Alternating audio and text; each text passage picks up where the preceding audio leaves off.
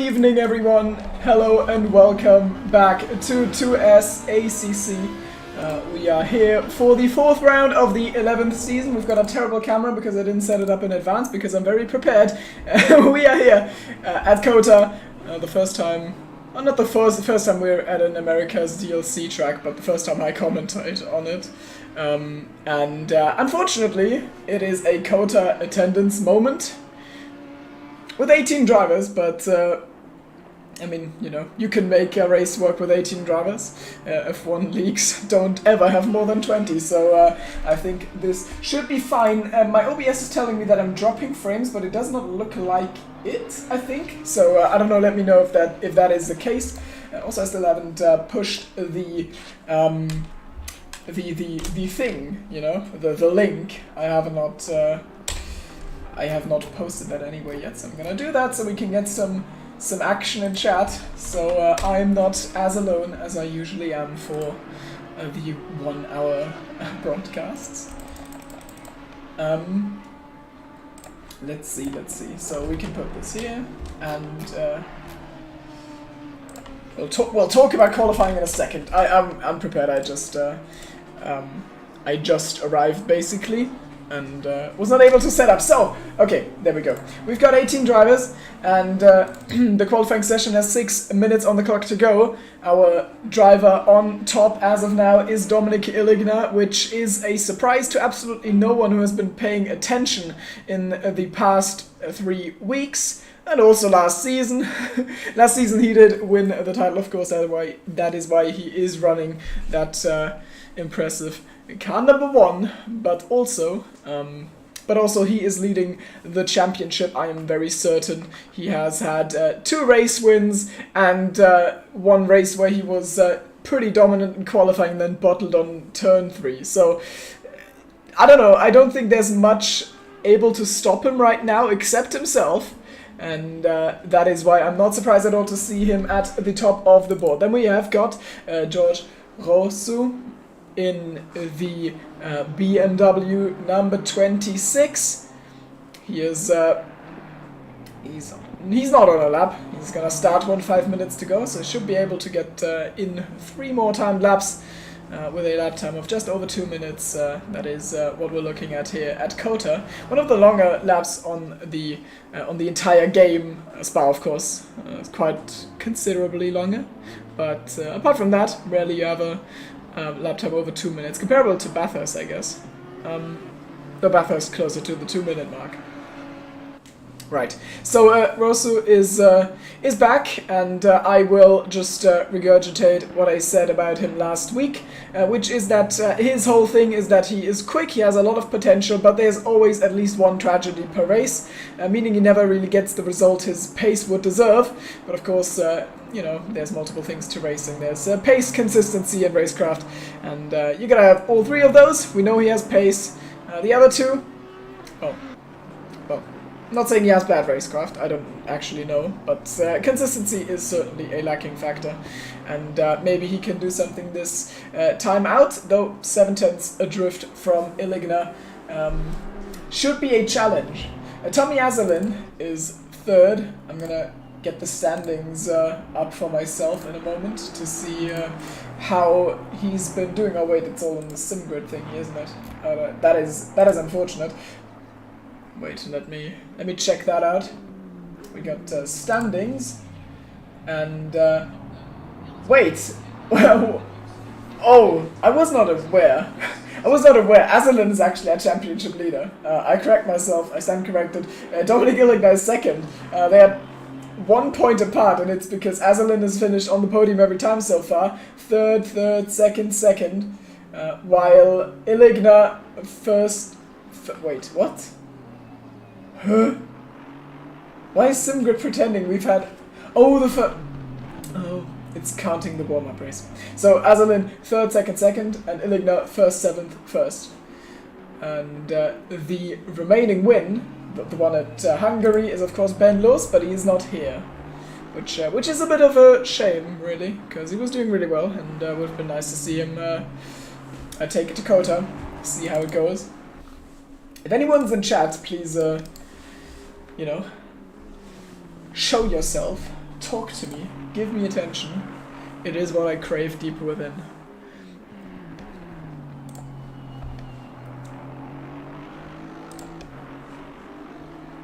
Veldman, I should mention, currently only in 7th. His season has been sort of rough. Our season 9 champion. Much closer to his teammate last season than this season by the looks of things. He locked out the 1-2 at Misano, I think it was. At Hungary he also had a tragedy along with his teammate, and Silverstone, well, the pace just wasn't really there. And now we're here, he's in 7th, and he's 1.6 seconds off. Now, of course, Illigna is a little bit of a standout time here. So yeah, measuring up to that could be, well, could be tough. And I think, it's going to be really close whether Veldman gets in 2 more laps or just 1. But yeah, we will see if he has enough fuel for that. Then in silver class we've got Niels Krüger. He's running P8, the German. We've got the German Audi on top of both standings, and he is ahead of Simone Zanoni, whose livery I unfortunately praised last week, which I was immediately called out for by Mr. P14 over here. So that is, oh my god, he's 5.2 seconds off track, off pace. I mean, I don't mean to be rude, but I'm faster than that. No, actually, I do mean to be rude because he was rude to me. So take that, drive faster.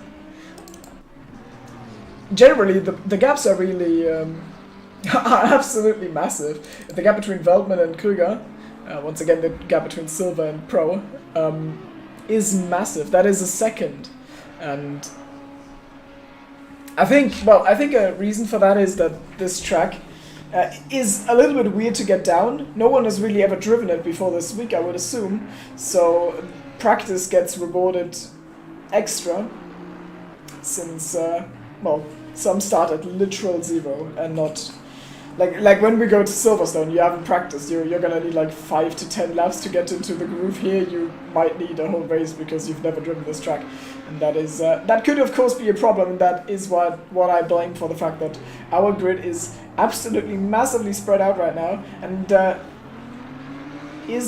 wait, are we even still in the? Are we within the 107% rule? I don't even know. I think we're fine, but only just about. Don't know. Doesn't really matter now, does it? So the session ends, and I think Illigna pole is pretty much just bound to happen because Rosu has improved, but he's 3/10 off. Azalin, 7/10 off, is done. Chumley's only up a 10th. Jack Colley is looking like he can find a lot of time right now, but oh, no, never mind, he's bottled it.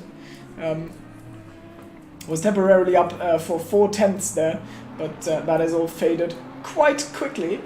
Chumley is heading towards the slow turn, heading onto the back straight. Right now he's up 3/10, so maybe he could do something about the front row.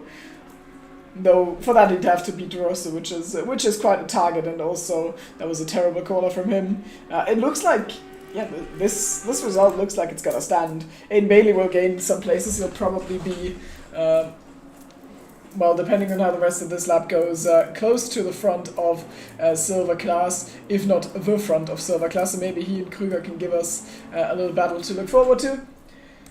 Illigna not able to improve another time, 4.6, the likely pole time, because I do not see Antoine gaining 3.2 seconds, and Chumley is also only up 3/10. That'll be, yeah, he'll need some more. And Bailey has bottled, so that is that. 3.5 seconds, the gap.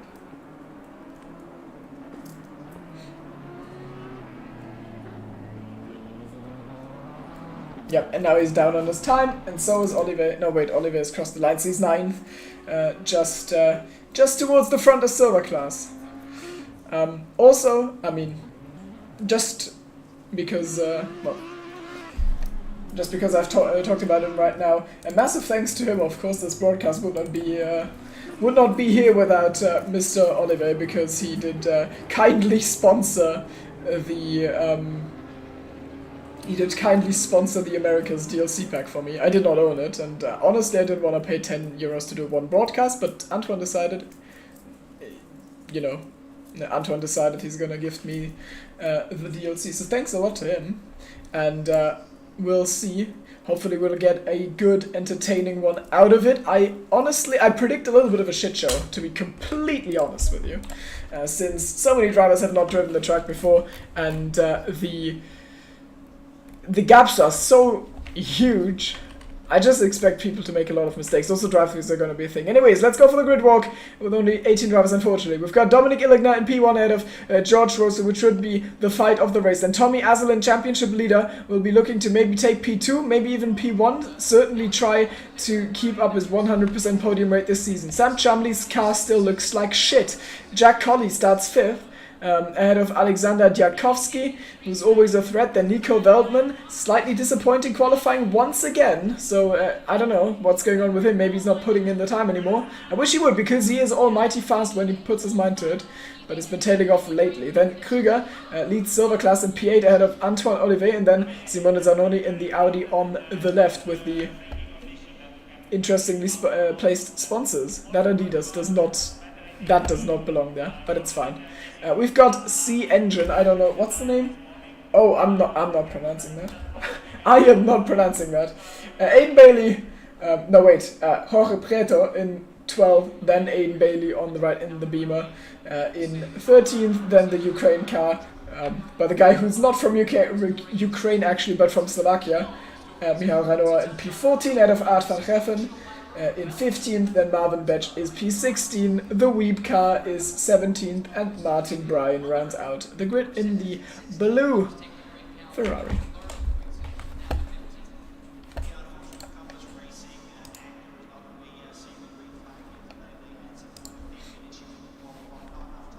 So we still have a minute to go on the timer, so I don't know. Give me something to talk about. We've got McLobe. Oh god, who was that again? That's Ben, right? You're Ben. McLobe is Ben, I'm pretty sure. Hello to you. Sad that you are not here for this race, because you're impressive. You have been impressive this season thus far, and it's a bit of a shame that you're not here. But, maybe something happened, or maybe you just didn't have the DLC, which both of it is fair enough. I hope to see you next week again. And apart from that, we'll go racing. And despite how this looks, I just want to add, I think this is more starters than the real-life Kota race of GT World Challenge gets. Because those are absolutely sad. They get like 12 drivers or something. At least the GT4 Cup gets plenty, but I think the GT3 is absolutely dead there if nothing has changed over the last 2 years. So, we've got a decently sized grid. The problem is just the gaps are absolutely massive. For racing, I have no idea what to expect. I don't know. Well, the only thing I know is that the track is a little bit of a pain, and specifically on getting drive-throughs, because you just go off track so easily. In these S's we're about to see, I mean, everyone knows Kota pretty much is an F1 track, so people should be familiar. But just in case, look at it. It is pretty strict, and it is safe to say if you cut the inside of any of these turns, you're gonna gain time, because you're gonna be flat out. There's no real time to lift, so you can't even compensate for your issue and avoid the warning. And 4 warnings gives you a drive-through, and that completely ruins your race. So just that is gonna be a massive thing. If there's anything that takes away Illigna's win today, it might be that. Though he's gotten good at track limits, I think, at least in ACC. I mean, we still got time. So the anecdote, of course, to those who are only from the ACC community is that WoW used to mainly race on the F1 game, by Codemasters and strict corner cutting, and it is pretty brutal. 3 warnings, and you get a 3-second time penalty, and I used to commentate his races all the time, and he was so fast, but he always got penalties, like 6 seconds, 9 seconds, 12 seconds, 15 seconds even. He ruined every single race he drove with that, and just couldn't help himself, and once we made a challenge that he can't ever get more than 6 seconds in the season, and well, he did well until he failed that halfway through. So, yeah, I think he was one of the worst drivers on track limits I've ever seen. Or I've ever commentated on regularly. But those times are far ago. I barely remember them, and he has since, of course, completely changed his sim. This corner cutting system works way differently, and he has won a title, so I don't think I can, complain at all there. So should be fine, but if anything dethrones him today, I would put my money on that. What I'm also going to be interested to see is just the top 7 is pretty stacked. We're missing, I mean, Ben is usually in there. But apart from that, I don't know if we're missing anyone in particular from the top 7. Higgsy is here as well, and also Mr. DT, or Lightning, or whatever. I don't know what you want to be called. But yeah, the top 7 in the standings are our top 7. Except Ben is not here, and we've got George Rosso instead. So the guys on top of the standings are here. So it should be exciting at the front nonetheless. The gaps were pretty big in practice and qualifying, but maybe the consistency is going to change some of that. Dominic Illig now 1 hour away from taking the championship lead away from Tommy Azelin. And into turn 1. Turn 1 is going to be a weird one, because there can be massive sends. You can go like 4 wide or something, and then you squeeze through that hairpin. I've never seen it happen in GT3 cars. As I said, I've never raced this track on this game. I've never seen it raced on this game, so I'm pretty excited of what's to come, and I hope you are as well. And I hope you'll be sticking around, supporting your guys, as Higgsy is, for example. No, wait. Supporting Jack and Aiden. And we should go green pretty soon. That is a terrible position on the line for George Rosso. I don't know where the line is here. Why am I getting the helicam? It's terrible. Oh god. Give me... That's better. That is good. Where do we go green? It's a pretty long wait. I thought it was going to be right after the corner, but that would be unfair to the back of the grid. And instead, now we go green in Kota, and it is a terrible getaway from George Rosso, who's already going to be attacked by Tommy Azelin into turn 1, and Azelin, Chumley side by side. Rosso defends that. The pink atrocity body checks the Aston Martin, and I think we don't have any changes for position up the front. Veltman and Tchaikovsky slightly trailing off. Chumley holds his own, and we got yellow flags for the number 5 car. That is Engine, who's round. We'll see if we can catch a glimpse of that in the replay. Let's go for that. So right in the middle of the pack, he is. He's gonna be tagged by Moulton, isn't he? Oh no! Someone, the McLaren pulls to the inside and gives him a big whack, and that's that. I think that's Advan Reffen. Yes, it is. Not really anything that Engine can do about that. I feel sorry for him, but tough luck. Let's go back to the live feed then, shall we? I need engine sound, man. This feels like a Formula E race. In the bad way. At least the track's solid. Though the drivers definitely disagree. And the top 7 plus Niels Krüger have completely checked out. Antoine Oliver is fighting Jorge Preto, so those 2 pro drivers are fighting it out for P10. Preto not happy. He's flashing his lights. Advan Reffen lurking behind them. Yeah, I believe maybe there was contact or something, because Preto has a terrible run. I think he lost the position and he seemed pretty angry. And now Van Reffen is on his inside, and I think he should be able to hold this, because the next one is a right hand, and if the McLaren can hold on around the outside, I'll be very surprised. Oh, looks like I'm gonna be surprised, because that looks pretty decent to me. Maybe he can send it into the next left-hander. Oh no! Oh my! Well, he did send it. He did send it, just the wrong way. I'm afraid Martin Bryan going pretty deep as well, so certainly the drivers still haven't learned the ropes with this new track. Oh, not new, but new to the game. At the front, everything about as expected. Dominic Illigner leads the way after, what's that, 6 kilometers? Something like that. of racing. 57 minutes to go, 1 lap down only, plenty to go. It is quite dark, I must say. It's a little bit depressing. You get a little bit of winter depression watching this. Just from the color palette, it looks pretty tough. But should be fine. I don't think Rose is able to go the pace here. And Chumley looking very, having a very hard look at the rear end of Azalin. I meant that the way I said it, because that rear end is, you know, not too stable. Look at him. Sam really wants past, but I don't think to the left-hander he has a shot in the GT3 cars. That is not an overtaking spot. I don't think it's an overtaking spot in any car. Maybe into the hairpin towards the end of this downhill section, but I do not believe so. Maybe down the main straight. I mean, this is a massive straight, but slipstream is more of a loose concept here. He goes to the inside, but I think that compromises run. Maybe Jack Colley can tuck into the slipstream profit himself. I think these three are going to give us some really good entertainment in this race.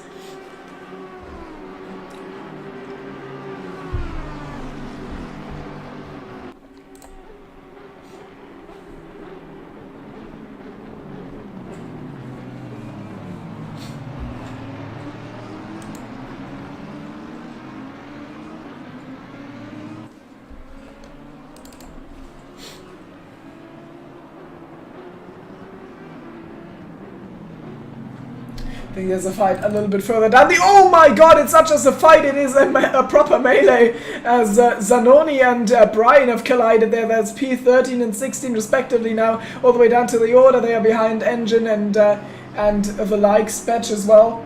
Let's go for a replay, see what happened. That was at the end of the main... Oh my god, I can see what's happening. Oh my god! Now that must have been intentional, no? No. Oh no. Oh. I am in pain. I'm in massive pain after seeing that. That was not intentional. I take that back. But I thought, you know, with the gap they had there, I thought it was. Yeah, it's pretty tough. I mean, that is pretty much definitely on Zanoni. Let's go back to the... Oh, he spun again. Spun again, and he's off with the 5 again. What's happened? What are they doing? We're going for Helicam replay. Right away. So, please don't tell me there was any retaliation here. We've got, that's Marvin Betch in the 47, Martin Bryan in the 777, and Betch goes for the send, which works because they are very, I don't know, they don't seem attuned to the track at all. And now what's gonna happen is that, oh my god, Zanoni! Ay ay ay! Oh, that is a terrible look, my man.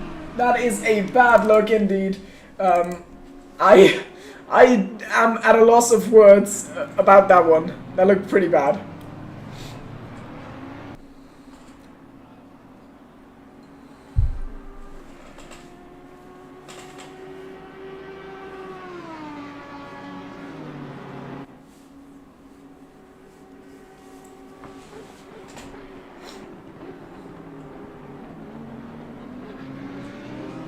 So with Zanoni, Engine, Brian at the back, that fight has stopped for now, and the tail end of the grid from number 86 Moulton onwards has a huge gap, but I think Moulton himself is still in a fight with Marvin Betch.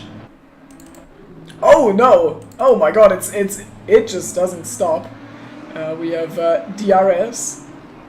I think it's a triple DRS fight, I actually don't know. Of course, Moulton does not run a DRS livery because instead of showing his allegiance to his team, he is instead showing allegiance to having underage girls on his car. That is, well, you know, everyone can do what they want to. I don't, I would say I don't judge, but obviously I do. I do judge.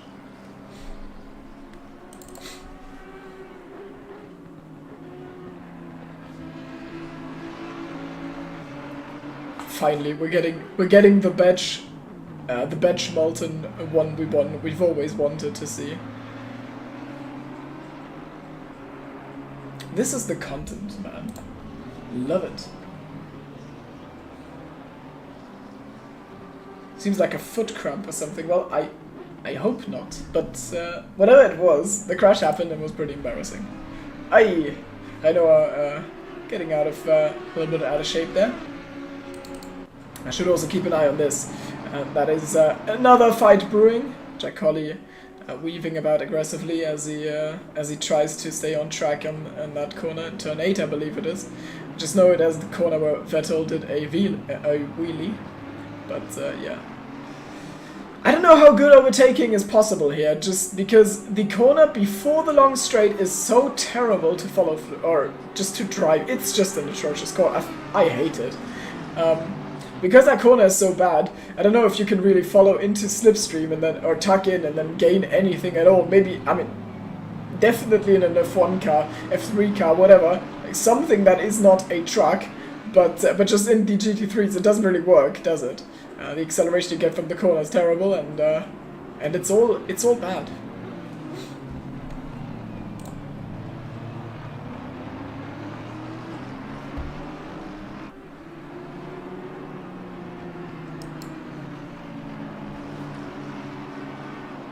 A little bit of line by Azel in there, and that just makes it more well, makes Chumley lurk even more.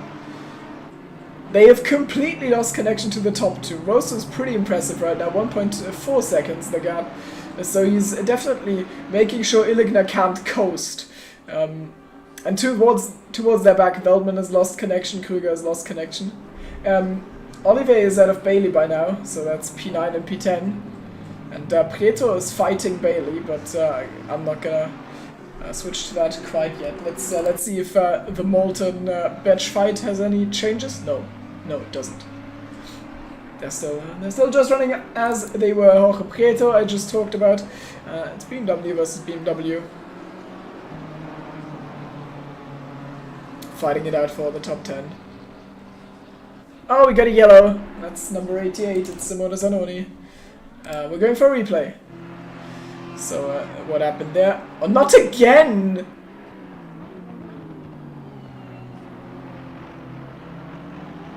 Oh, come on! What are you doing? Yeah. This is gonna be fun in the FIA session.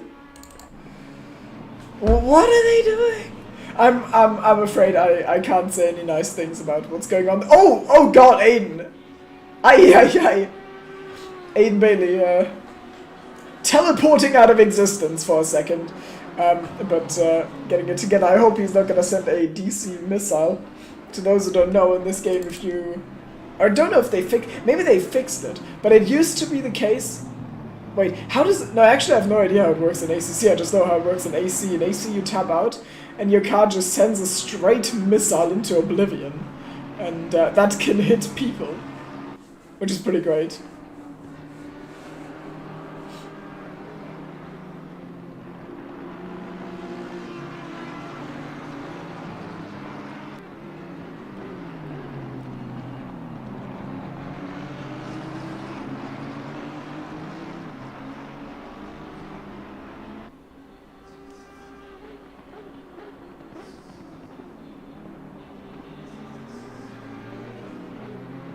Another yellow? Is it Zanoni? Don't know. I don't know, I'm just going through the usual suspects. I don't know, okay. Oh, Prieto and Bailey are fighting into turn 1 with Jorge on the outside, so I don't think he gets that place. But he was able to get alongside, maybe with the cutback. No, not happening. Track does seem quite tough for racing, let's be honest.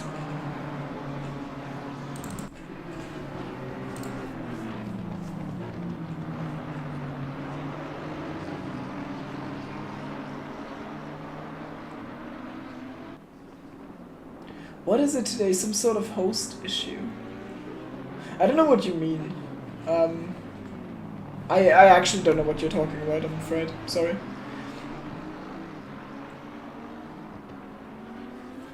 And I have not watched Wreck-It Ralph. I have no idea what's going on there. Just referring to chat there. And now we've got Jakowski on the move for Giacolli. Maybe he finally gets some slipstream on the brakes. He could make it happen. Let's see. The Aston Martin pulls to the inside, squeezes him at the apex, but now he's going to run wide. Just about avoids the sausage curves, maybe with a lunge. Nope. Giacolli keeps the place. And, no wait, Giacolli actually, does he gain? I don't know who was in front. I kind of forgot. afraid. No, I think Jack Collie was in front and he stays in front, but now they lost connection to Azalin and the Pink Atrocity. So, another yellow. I think that's Preto. It is, and that car is absolutely done for. The engine cover half loose. On top of that, and we'll see the replay.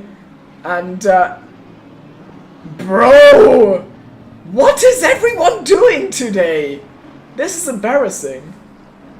I'm getting a little bit fed up with this. But I mean, it makes sense. It's because no one's driven the track, so you just miss your brake markers sometimes. But that was quite meh, and is below the standards of the league usually.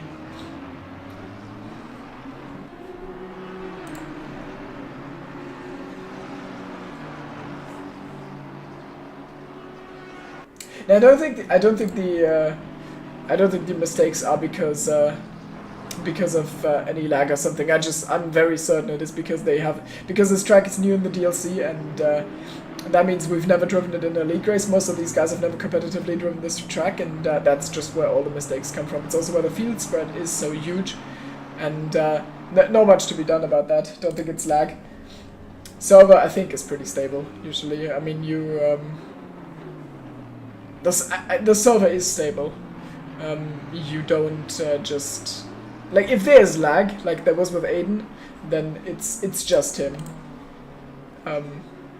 Because it's not peer-to-peer. It doesn't have an actual host. It's not like F1 game where you have a host with bad internet and then the entire race is gone. Chumley is so close to Azalin here. This is for the last podium spot, of course, and it is also for a little bit of pride for both. For Sam, because you know, he's a two-time champion. He wants to be winning races, and getting on the podium is at least or the first step he can take to make that happen.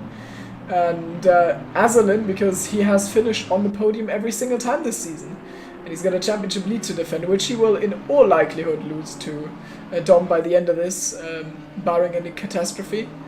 But still, you know, scoring podium every race for half the season is impressive, and maybe he can make it the full season. It would be one hell of a thing to accomplish. I don't know if anyone's ever done that in ACC.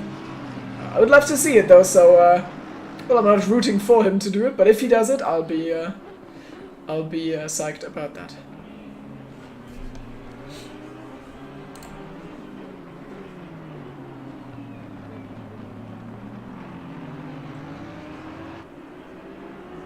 How does this game have DLC like did a recent Corsa 23? So the way it works is there is the GT World Challenge Europe, which is a well, the series this game is based on, and they added, when the game came out, they added the 10 tracks that were in the real life series. But there's the GT World Challenge Asia, there's the GT World Challenge America. And also there's the Intercontinental GT Challenge. So basically, the base game is the European tracks, and then every DLC that comes after is another series. So there's the Intercontinental GT Challenge, which has Bathurst, Kalami, so Australia, South Africa, and two more that I can't think of right now. Wait, Suzuka is one of them, and I don't know the last one, but yeah, exactly. That is Intercontinental GT. Then British GT has all the British tracks. It has Alton Park, Snetterton, and Donington Park. And then this one is from the GT World Challenge America, and that is the most recent that got added to the game. So, I mean, of course, this track exists for quite a while, but they gradually add the tracks. They put a lot of effort into them. They need to laser scan everything, model it perfectly, get it right, and that's why it takes a while, and so they're just gradually adding them, and this was the latest. Maybe in the future they'll add some Asian tracks, maybe they'll add the rest of the American tracks, because there are still some more, like Virginia International Raceway is one of them for sure. I don't know, Sonoma is one, Sonoma Raceway. They are not in the game yet, but they are in the real life America's series. So that is how DLCs work here, and also while we were watching, Antoine Olivier has passed Niels Krüger, so he's now completely splitting the pro field from the no, not the M field, the silver field. Alfred Reffen getting a bad exit there in the background, with Aiden Bailey ahead.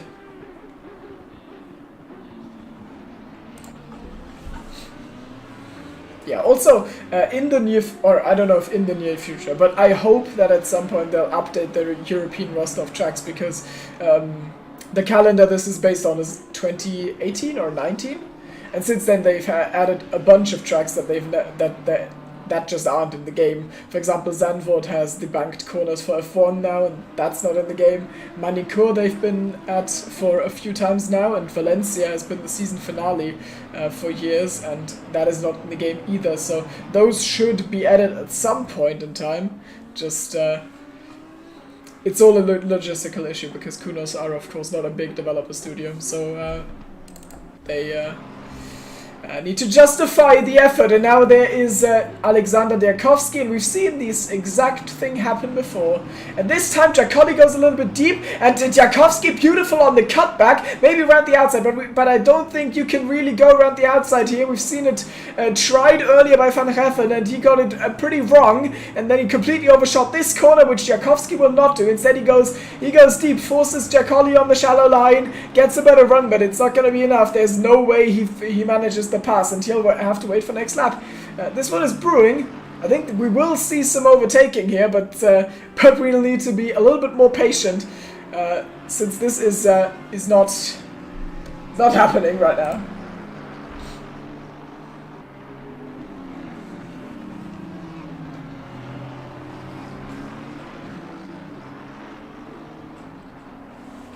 Also, wait, is the... Oh no! Oh no, I've missed the showdown! No! I've missed Moulton versus Bench!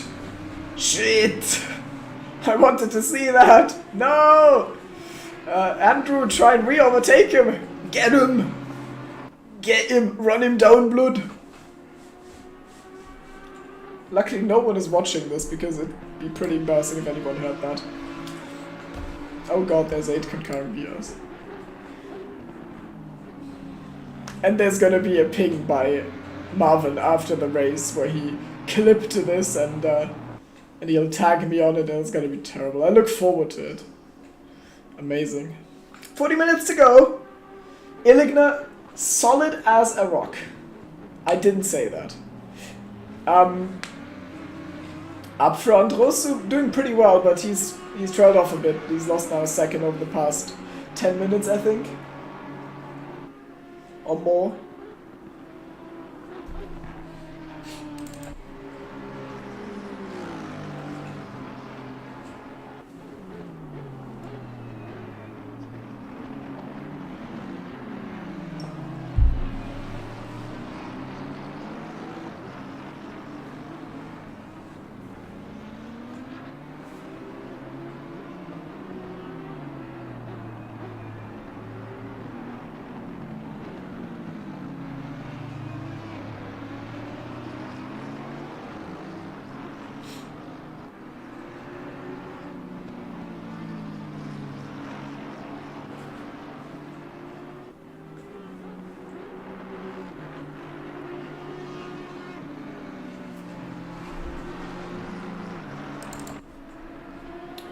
Oliver and Krüger are not done with each other, actually. Krüger's keeping up pretty well, which leads me to wonder whether he lost the place with a mistake and his pace is actually on par with Antoine.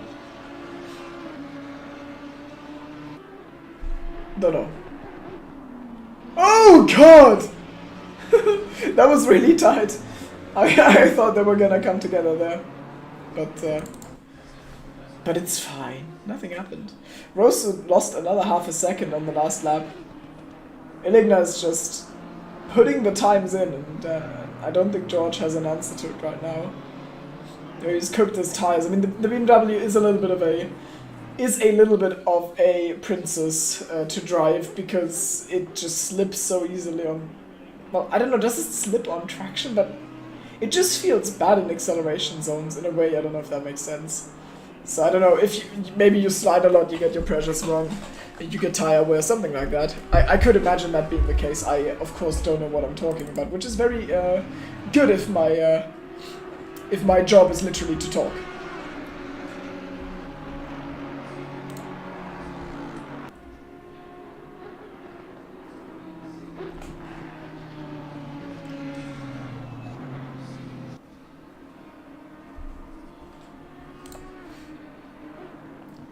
Hello, Chris. Dude, I read on the SimGrid website that you are providing high quality broadcasts. Why are you not in the booth, mate? Come. Do come. It's very exciting. There's already been an overtake once. And I missed it. And it was Batch versus Molten.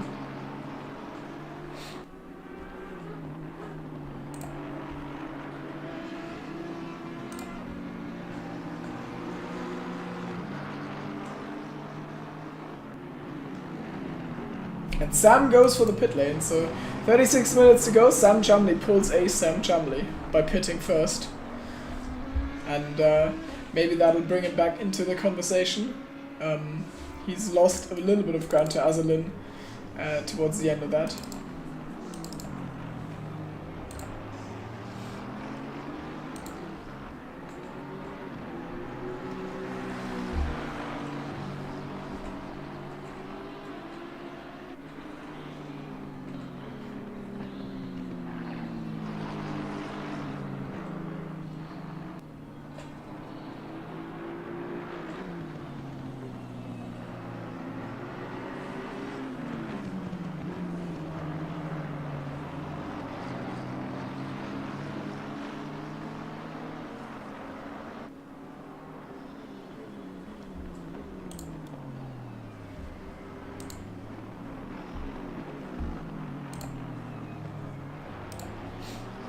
He's so close again. Let's actually go and want to see if there's any slipstream here for Alexander.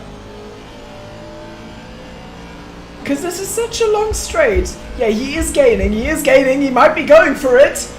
Maybe this time, and he squeezes to the inside, and I think we caught him right as he makes the move. Now he just needs to stick it on the brakes. He is so far on the inside. Jack Holly hangs it round, and he does not get onto the sausage curbs. Really well done by the Brit here. I think he is able to keep his position. They're still side by side, but the McLaren comes out on top once more, and Jakowski must be so frustrated. That was really good slipstream, so it is definitely possible to overtake. It just never happens here.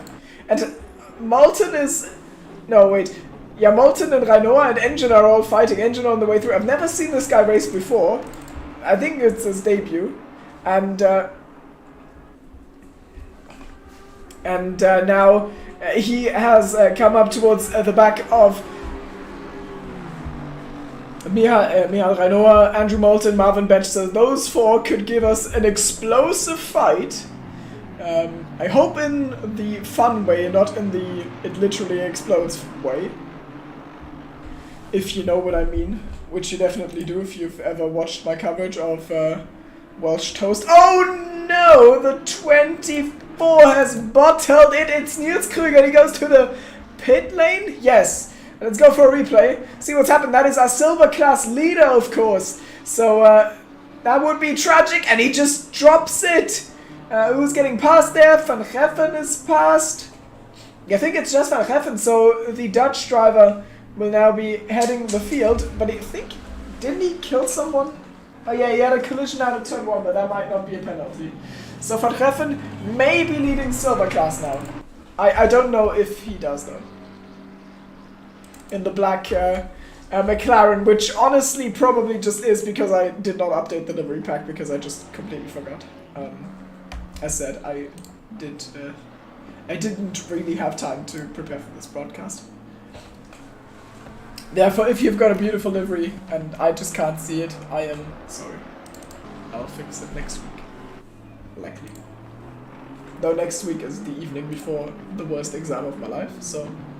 I know I say that every time, but it's gonna be a shocker.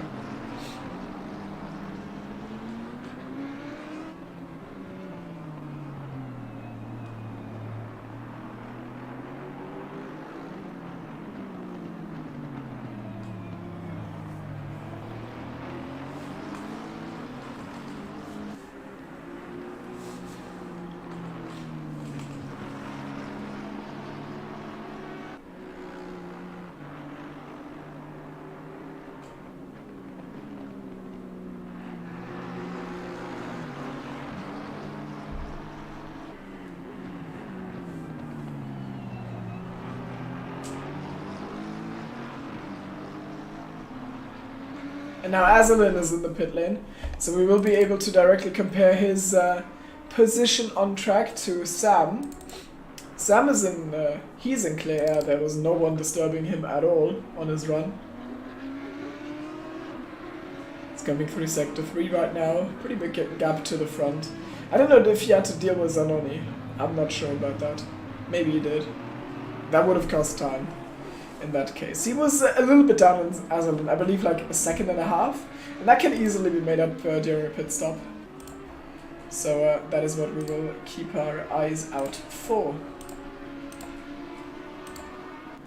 I believe I'm dropping frames now? Don't know. Okay. Maybe I'm dropping frames. I can't do anything about it in case I am, so I just hope I am not. So where's Azalin then? No, honestly, where is he? There he is, and he is well clear, isn't he? Yep. Oh, he comes out right in the... He comes out right in the battle group. Makes Ranoa go deep, and Chumley has lost a lot of time on him as he just goes through turn 1 there in the pink car. BU in it? No. As said, I think the car would be fine if I just didn't know it had an anime girl on it. Like, if that was not there, then I would actually say that looks sort of passable, you know? Not the biggest fan of pink, but you can make a pink car really look amazing, and you can also make it look shit.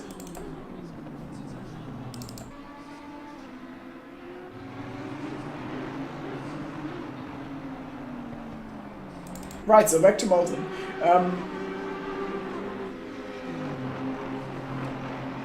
Azalin definitely faster, but I wonder if he's able to get through now. Collie and Rosa go for the pits, so does Veltman. Basically everyone pits now at the halfway point of this race. Djakovski, the odd one out, and Azalin is just showing how easy it is to overtake when you're faster. That is a bit of a forehead statement by me there, but it's true, and you just proved it. Barely lost any time during that, probably like half a second or something. Really well done. Bit of contact, but was fair, I would say. An engine's got to drive through, so the first one drops to the track limits.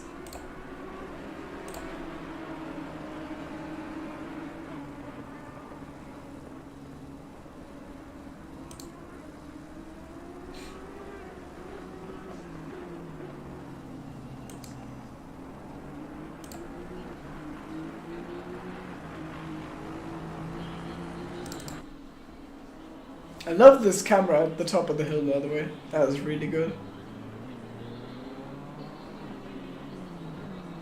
Because it gives you wide shots, and it is better than the helicam. Like, I mean, the helicam can look decent, but sometimes it's just not what you want. So, now as everyone leaves the pit... Oh my god, this is close! On the exit of the pits, with Simone Zanoni on the inside of Veltman, though of course Zanoni is... they are not racing the same race, are they?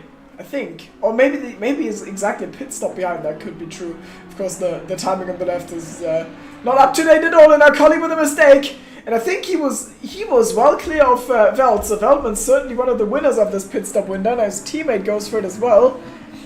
He's just headed in. And Collie's able to keep the place. He was fighting Djakovski, and I think that means that Djakovski's lost a lot of time in this pit stop phase, and Djakovski will come out in front of him.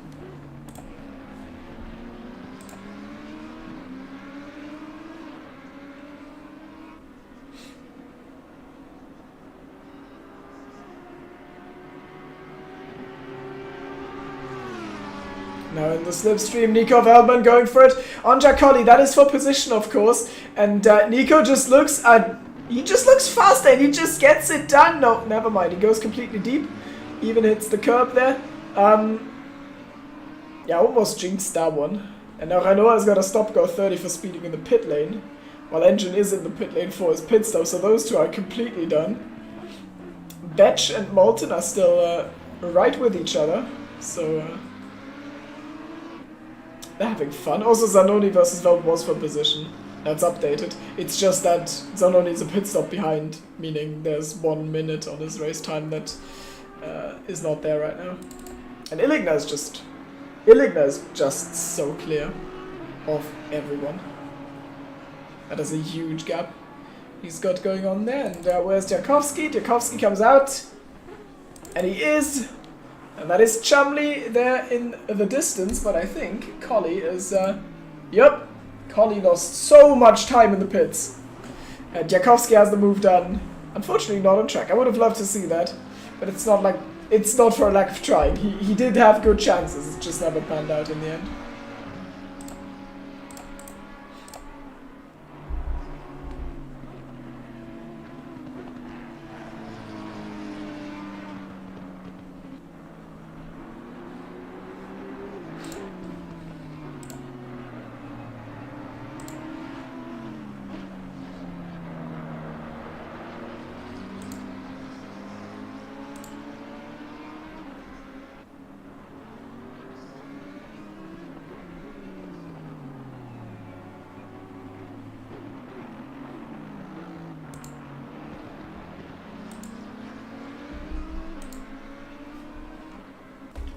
Now Zanoni for the pit lane. Gap at the front 6.7, then 6.5. Illigna domination might bore fans.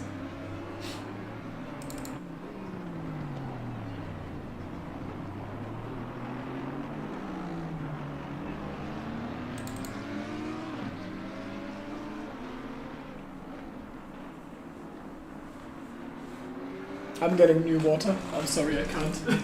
I've talked so much.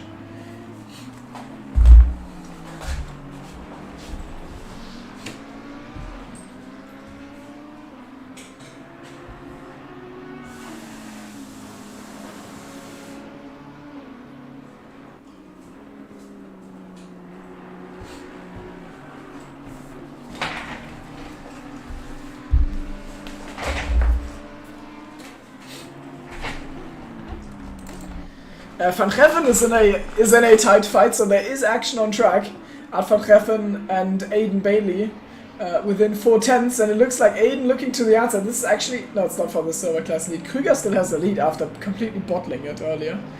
And the Dutchman and the, I don't know where Aiden is from, Brit, I think Brit, for scrapping for P2 in class and 10th overall.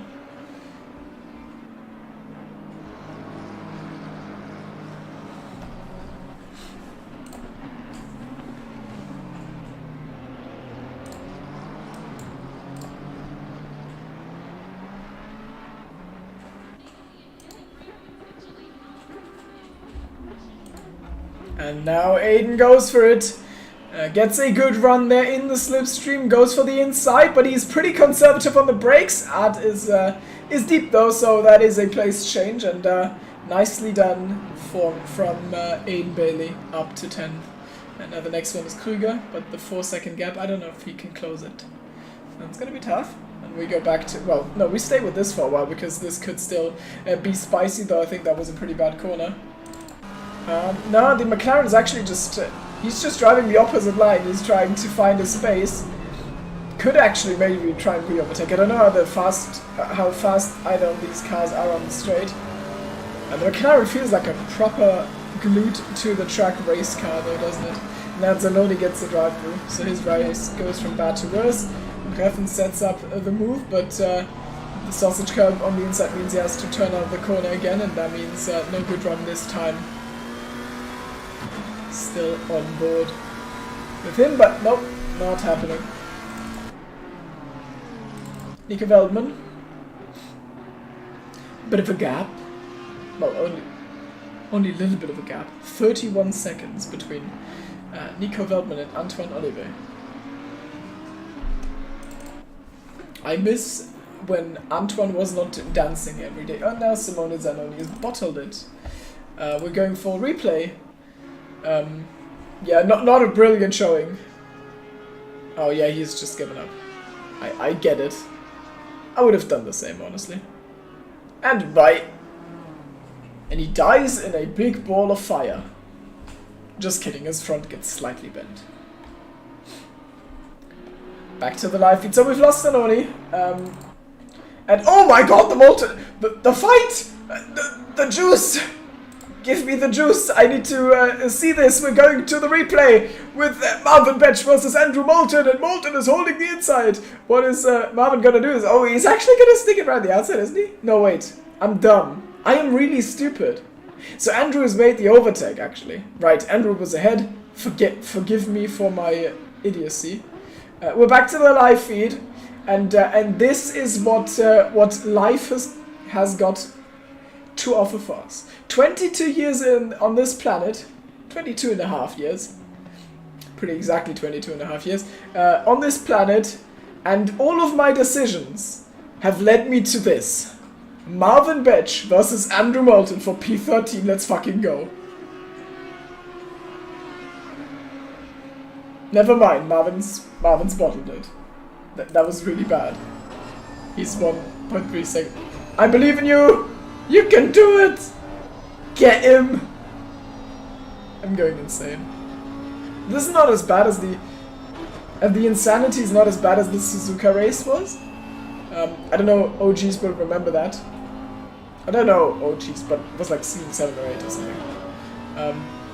The Suzuka race in the rain with 17 drivers, where I just completely lost sanity. That was fun. And it's not nearly as bad as that. But in that race, we at least had everyone crashing all the time on every single lap. Especially Mills and Salix.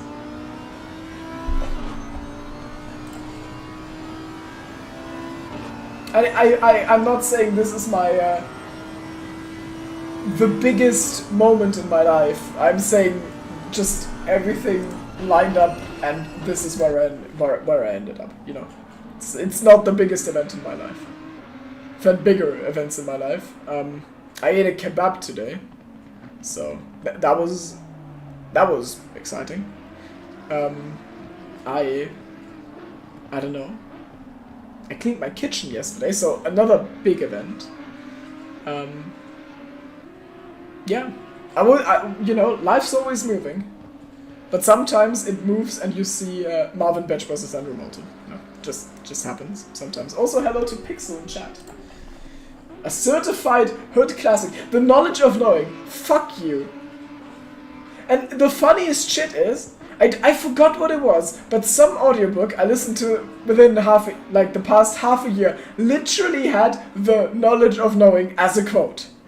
I don't know what it was anymore. I think it was Stormlight Archive, but it doesn't matter. They literally say the knowledge of knowing. I'm not you know, I'm not a commentator, can't speak English. I'm an author, right? I am a poet. So shut up. Also something samples some music genres or something. No you. Fuck you. There you go. I showed him, didn't I?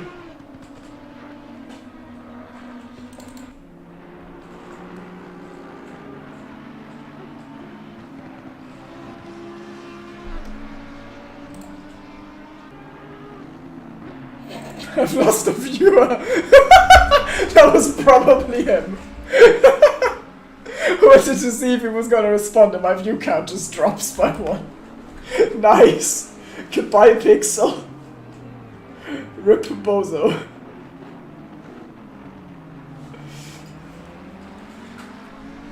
Goddamn.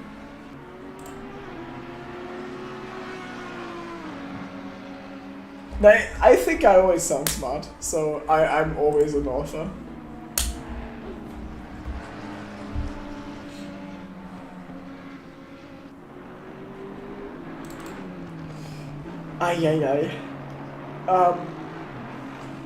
Jakowski is in a little bit of a hole of air right now. Oh, this is spicy. We've got Martin Bryan getting overtaken there. Not overtaken, but lapped. Okay, well, let's bow through. But I think Veltman this lap might be close enough for the slipstream. He's got about a third or like a quarter of this race to go. 17 minutes and 34 seconds to be precise. And And at some point he needs to make it stick. He's getting closer. Oh, I think this might actually be the lap. What can the McLaren do? I mean, he's defended plenty of times. Veltman goes for the outside, which has not really worked against Jack. And it does not this time either. And Jack gets the corner, maybe into the... No.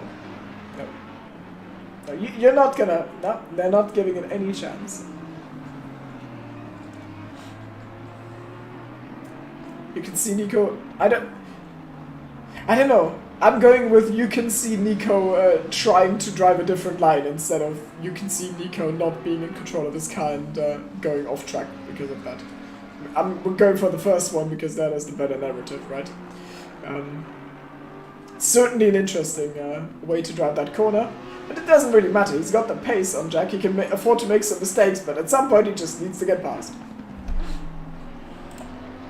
Oh my god! Generally, I find that style of music uninteresting and in my personal opinion lacking in nuance and artistic value. Admittedly, I've not... Oh my god, Nico Veltman is sampling some overtakes into turn 1. The Dutchman, I think he's got it done. No, oh, he gets spooked so hard. Ay, ay, ay, Nico! Aw, I'm sad. That was really good. And then he threw it all away. Let's go on board. This is a replay. He finally gets it done, just as I was sampling some copy-pastas in chat, and then he just turns out of the corner again because he thought he was gonna get hit, but he was just getting cut back. That is tragic. Where was I? Admittedly, I've not listened enough or paid enough close attention to comment with any real authority on it, so predominantly musically, however, instances where I have listened to that style, I haven't found the theme to be particularly interesting or engaging. Mind you, I do entertain the possibility that I simply haven't sampled good instances of the genre, and more generally, I am not gone on metal as a whole save a couple of bands. The technical proficiency of metal is truly impressive. Though I feel it often, who just caused the yellow flag? It often comes at a cost of artistic nuance, in favor of showmanship, which goes against the philosophy of music being the space between notes. And now you know why Nico Veltman is gonna send... Oh my god, no, he punts him! But they're still fine. We're going through sector 3 side by side now, apparently. But Jack Colley is driving an absolutely wide McLaren, almost as wide as the wall of text that Forrest McCormack just dropped in chat. And, ay. Okay, we're back. Yeah. I'm sorry you haven't sampled good examples of the genre yet. I would like to change it, but you'll just make fun of me, so I'm not gonna try. Anyways. The question is... Can Veltman get past Jack Colley? And on his quest to battle Andrew Moulton, who will Marvin Bedge, will he sacrifice artistic nuance in favor of showmanship and just completely kill him?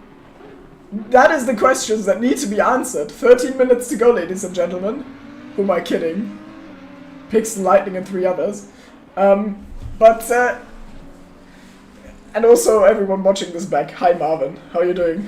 I hope you like getting some screen time.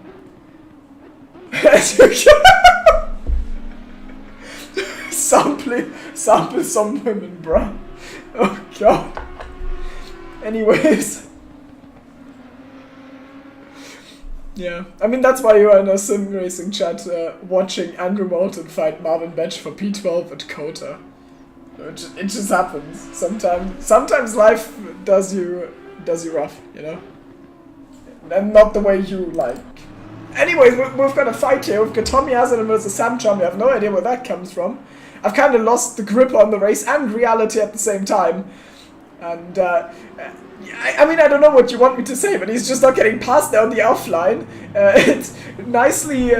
hugged apex by Tommy Azarin, really defended that well, but there's just not anything Sam can do. He needs a better run out of the hairpin, and the same goes for anyone struggling to overtake right now. Marvin Bedge, Nico Veltman, they all have the same problem. You don't get far enough ahead, and then in turn 3, the guy who has gotten the nose ahead, can pick to just drive the inside line for, I don't know what that is, turn 12 or something?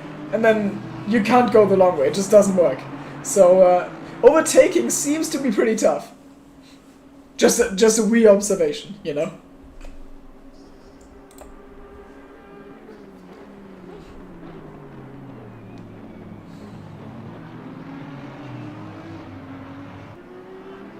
I am so confused by what's going on in chat. Let's just focus on the pink atrocity instead. As we are on board with the pink atrocity, which has the advantage of not having to see as much of the pink atrocity.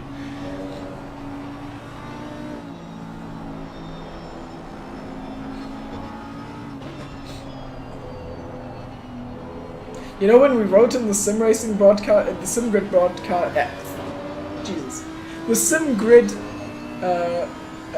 community spotlight that I provide high quality broadcasts, this is not what I meant. I usually try my hardest, but this is just, I don't know, today is a bad day. And also I have no Cocom. And also I'm watching Marvin, oh my god, he's passed him again, let's go for a 30-second replay. This is the replay of Marvin Bench passing Andrew Moulton, oh my god, he's got him. He's got him. And Andrew leaves 4 car widths. That's nice, I like that. Reminds me of someone, myself. And Marvin is ahead. Man, I can't wait for him to completely bottle that again. Hands up, who's with me? No one? Oh, okay. Sad. Well, whatever. In any case, can we go back to the live feed, please?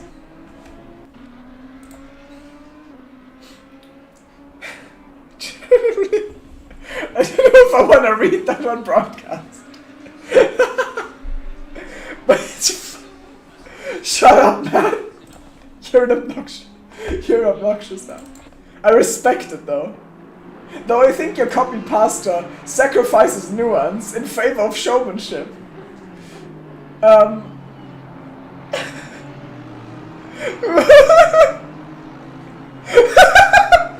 My man is focused on the memoirs during intercourse.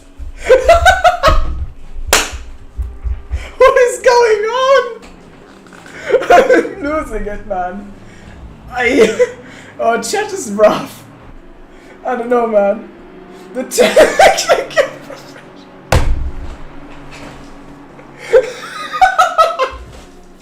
technical proficiency of sex is really impressive. Shut up, man. I hate you. Oh god. Oh, it's been a rough day. It's... Ay. Okay, cool. Well, okay. Back to reality. Here comes gravity. Something, Andrew Moulton almost spun. That looked pretty funny. Alexander Darkovsky is catching Chumley. Just saying, there's totally something brewing, guys. Martin, first time tuning in, what a nice experience! This is my worst nightmare. Usually these broadcasts are pretty serious, and I really do my best. But this race, I don't know, I've just lost my grip on reality.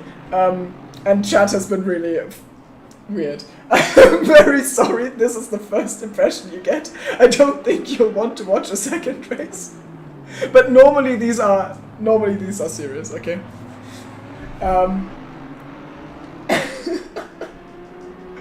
Oh god. Oh wait, this is like, oh, what is going on? Okay, I'm just completely weirded out now. Azalin got it really wrong there on the entry for the right-hander, and then I thought Sam could go past, but I guess you just lack the downforce compared to an F1 car, so can't really do anything. But maybe now on the main straight into the hairpin there could be an overtake for the last podium position. Sam, give us something to watch. Try it. Nope. Okay, we're waiting for the backstraight. I mean, this straight doesn't really work, and oh no, Andrew, no. P13, Andrew Moulton. Wait, did I just cut away from a side-by-side moment? No. Andrew Moulton gets a drive penalty. As I announced, I mean, I thought there were going to be more than this. But apparently not. Sam is really close. He just knows he can't overtake here. waiting for the back straight. And this time I really expect some fireworks, and of course it's not convenient either that the Aston Martin Golf cars are kind of teaming up on him. Oh god, he just almost rammed the 43, and now he's going to be at the back for Tudiakowski. That was a terrible run, and I think maybe into the hairpin we're going to see an overtake by Alexander Diakowski. He goes for the outside, so that looks like he's just setting up the next corner. Certainly going to get a better run, maybe blocked on the apex though, so he has to go out of the throttle. Now onto the main straight. I don't think the slipstream that Sam is getting is going to help him at all, and Alexander Diakowski might be able to attempt an overtake. We're going on board with the Aston Martin. Also, Aiden Bailey and Alfred Treffer are fighting for P2 in silver class, but I don't know if that's going to happen. Nope. You would have had to absolutely send it here. It would have been quite the unsportsmanlike dive bomb, so I'm happy he does not go for it. The fight for Treffer and Bailey is also going on, and 2 tenths between them, now 7 at the next timing line. And that is that.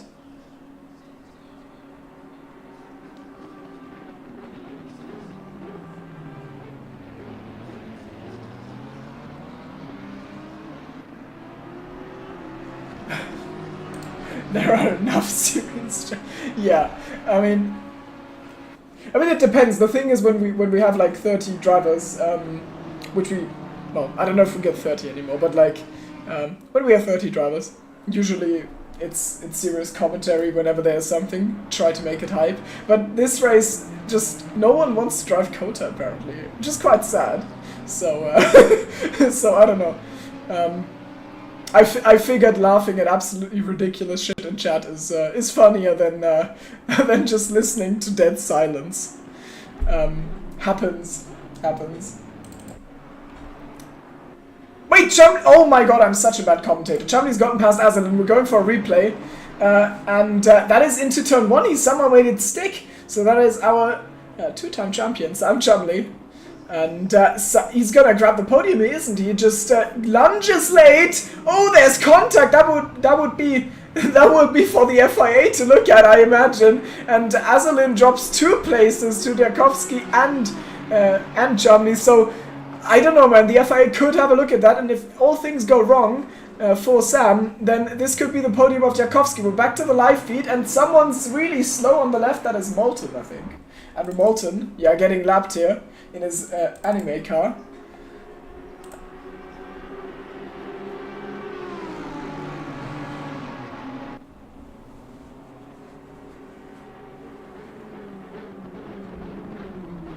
Oh god, I'm getting a little bit anxious watching these guys right now. That was really spooky in the braking zone. And Sam drives a wide line. And Azalin, this is really bad for Azalin. He's, of course, finished on the podium every time so far this season, and now 5 minutes from the end of the 4th one. Looks like that is going to end as he just didn't defend turn 1 at all, and then was spooked by Sam. Bit of contact, and now he's down to 5th. So recovering onto the podium in 4 minutes will be quite tough from here. There's 3 more laps, I'm pretty sure. Let's give Dom some screen time, just so you can be happy. Here, you get screen time. Van Geffen and Bailey are fighting as well, and Bailey has just gotten the move done, which I did not catch, unfortunately. Now suddenly things are moving again, you know? I just had to talk enough shit, and now we're back to... now the drivers are actually trying to get positions, which is quite nice. Ada's really close.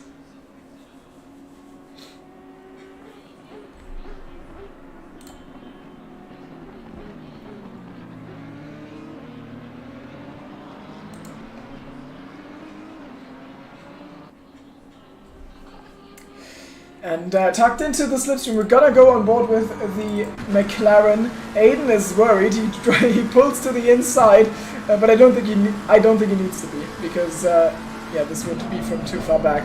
He's safe on this lap, and let's jump back to the top, not top 3, but the fight for P3. And that is a really poor run from Sam. He has got Diakowski alongside him, forcing him to compromise his run onto the straight, but unfortunately the number 60 not able to find any good run out of the corner, still stuck right in the slipstream, nose to tail here, and And I think that is close enough that he's going to be able to attack into the corner. Yeah, he's getting closer, closer, closer. Now where is he gonna pull?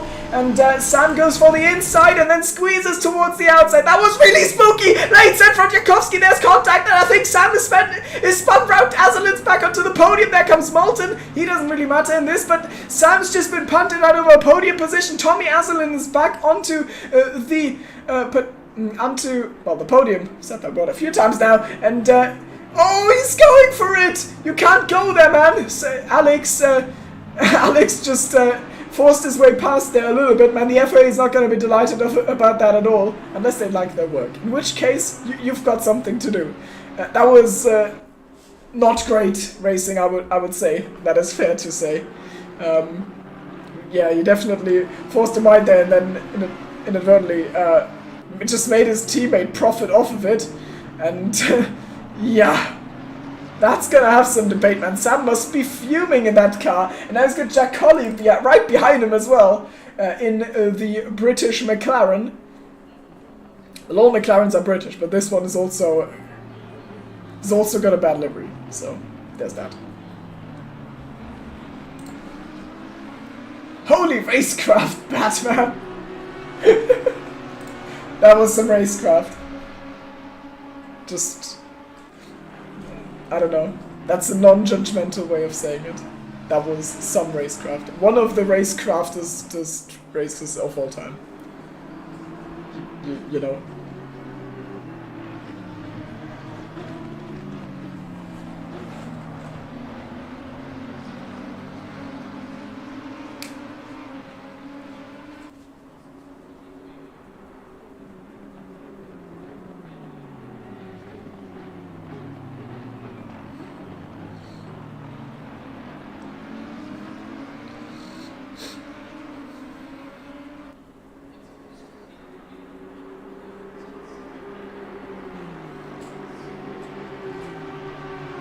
Adam and Bailey are still fighting, but this fight, I don't know, is a little bit too spicy. The field was so strung out, and now suddenly we got Jakowski to Veldman, P4 to P7, all within one camera shot. Well, within the camera shot also Azelin in third, but I think Azelin's clear. Let's see. Any life left in Aiden Bailey? Are they lapped? Yes, they are lapped. So this is the final lap for them. The backstraight likely the last attempt, and Alfred Reffen now has his nose ahead. This is for P2 in class. Nils Krüger is pretty certain to get the win in class once more, but this is not done yet. It's nice to see Ad having a good one. I believe he had a bit of a stinker last week in Silverstone, and well, before that I only saw him at Hungary. Can't really judge him, but today he's shown some promise, so I'm excited to see what he does. What he does further, but for now it is going to be between P2 and P3. The others are heading down the main straight for the last time before we end this race at the end of this lap.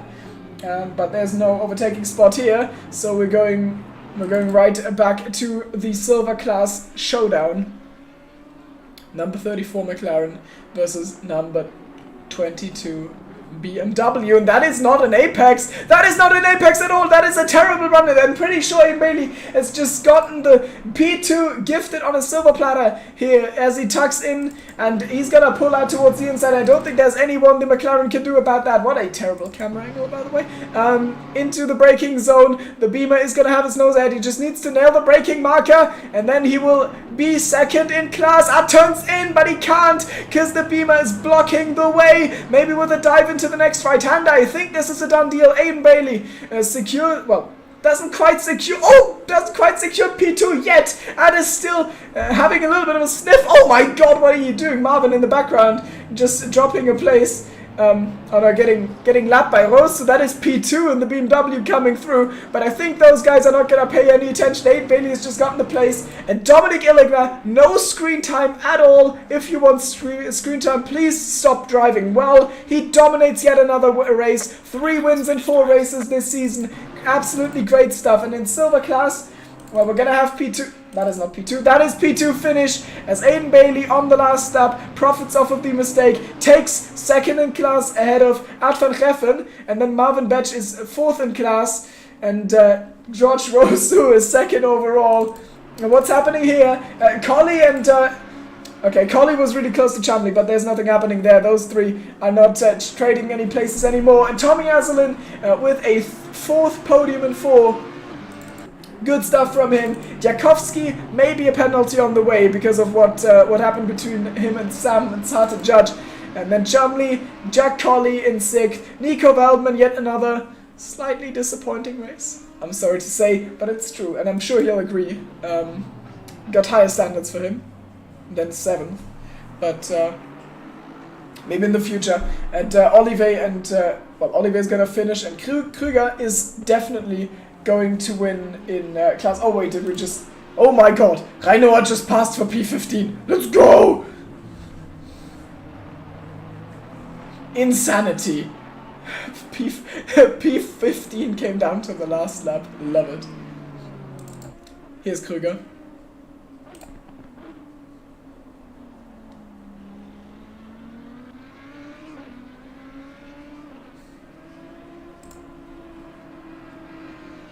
Can you finish, please? Can you please? Please cross that. Oh my god! Bro. Bruh. What is that? Why are you doing this to me? I don't even know if that's intentional, but he made sure everyone had to watch that. Now I'm not gonna congratulate you on your silver class win. Yeah, I guess someone won silver class.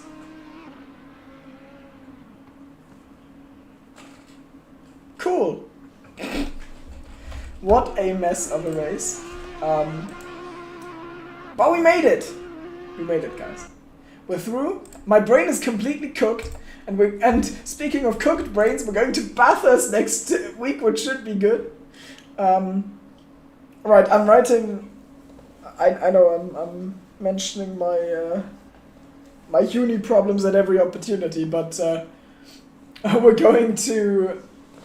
well, I'm writing a thermodynamics exam the day after Bathurst, so that will be fun. I should probably study then instead of doing the broadcast. But we'll see. So if I'm on edge at all, more than today, then you know why. Thanks everyone for watching. Thanks Pixel for being an absolute idiot. And yeah, that's it.